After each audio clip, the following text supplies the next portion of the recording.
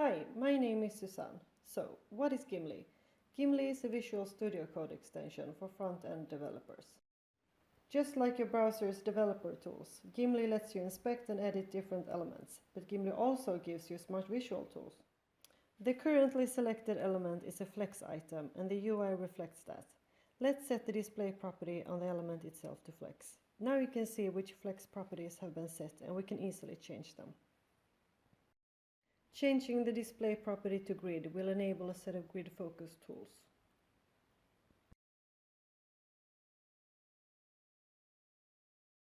While inspecting an element, Gimli also lets you find the source code for that particular element. This works for both CSS rules and HTML elements. This is just a sneak peek of what's coming. Please support our Kickstarter campaign to enable us to keep working on Gimli.